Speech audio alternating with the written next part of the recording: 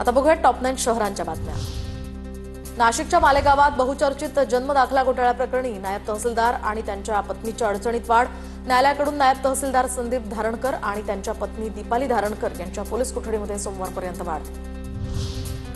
देवळाली ते नाशिक दरम्यान overhead wire तुटल्यानं मध्य रेल्वेची वाहतूक विस्कळीत। रेल्वेचं पथक या ठिकाणी घटनास्थळी दाखल। ओव्हरहेड वायर बसवण्याचं काम युद्धपातळीवर सुरू।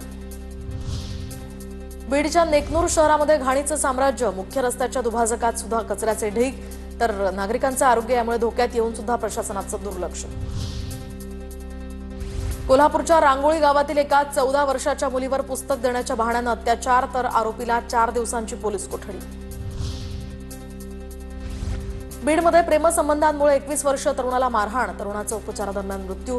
प्रेयसीच्या नातेवाईकांकडून तरुणाला मारहाण, 5 जणांवर तलवाडा पोलीस ठाण्यात गुन्हा दाखल। गेवराई तालुक्यातील गंगावाडीमधला हा सगळा प्रकार। जळगाव शहरात दुचाकी आणि चारचाकी चोरणाऱ्या 2 अट्टल चोरट्यांना पोलिसांकडून अटक। आरोपींकडून 2,36,000चा मुद्देमाल जप्त।